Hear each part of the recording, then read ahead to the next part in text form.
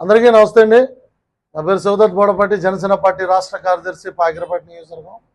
ఈరోజు నక్కపల్లి జనసేన పార్టీ కేంద్ర కార్యాలయంలో ఈ యొక్క మీడియా సమావేశం ప్రత్యేకంగా ఏదైతే మనం అందరం కూడా పవిత్రంగా భావించే, ప్రపంచం అంతా కూడా చాలా పవిత్రంగా చూస్తున్నటువంటి దేవాలయం తిరుమల దేవస్థానం, అక్కడ ఆ ప్రసాదాన్ని చాలా పవిత్రంగా భక్తులందరూ కూడా స్వీకరిస్తారు.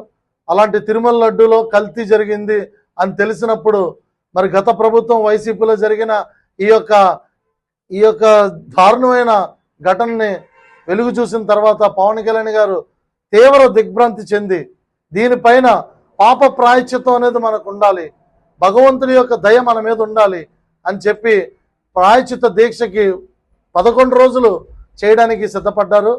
ఆయన మొన్న 22వ తేదీన ఈ యొక్క దీక్ష ప్రారంభించారు.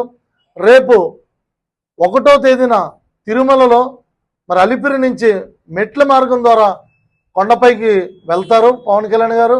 తర్వాత 2వ తేదీన ఆ తిరుమల దేవస్థానం దగ్గరే ఉండి దీక్షను విరమిస్తారు. 3వ తేదీని వారాహి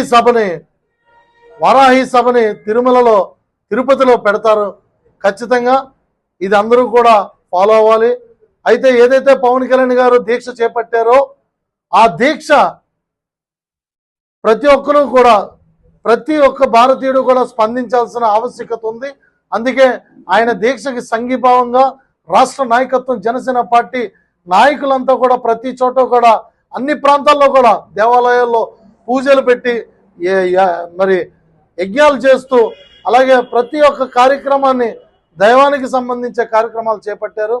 పవన్ కళ్యాణ్ గారు ఎప్పుడు ఒకటే చెప్తారు, మన మతాన్ని ప్రేమించాలి, ఇతరుల మతాలని గౌరవించాలి అని చెప్పి అన్ని మతాలని కూడా ఒకేలా చూసే వ్యక్తి పవన్ కళ్యాణ్ గారు. ఆయన ఈరోజు తిరుమల లడ్డు కోసం స్పందించారు. రేపు చర్చికి ఏదైనా ఇబ్బంది వస్తే స్పందించే గుణం ఉంది, మసీదుకి ఏదైనా సమస్య వస్తే స్పందించే గుణం ఉంది. ఇలాంటి గొప్ప నాయకుడు పవన్ కళ్యాణ్ గారి నేతృత్వంలో పనిచేయడానికి గర్వంగా ఫీల్ అవుతున్నాం. దీనికి ఆయన చేపట్టిన మరి ప్రాయశ్చిత్త దీక్షకి మద్దతుగా సంఘీభావం తెలుపుతూ నిన్న ఉపమాక దేవాలయంలో పూజలు నిర్వహించడం జరిగింది జనసేన పార్టీ తరఫున.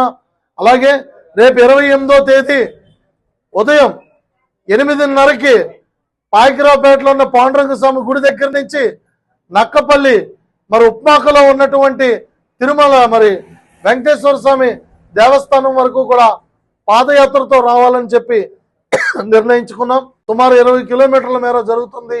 28వ తేదీ శనివారం ఉదయం 8:30కి పాకిరావుపేట మండలం మరి పాకిరావుపేట టౌన్లో ఉన్నటువంటి పాండురంగ స్వామి గుడి దగ్గర నుంచి ఉపమాకులు ఉన్నటువంటి మరి వెంకన్న స్వామి గుడి వరకు కూడా ఈ పాదయాత్ర జరుగుతుంది.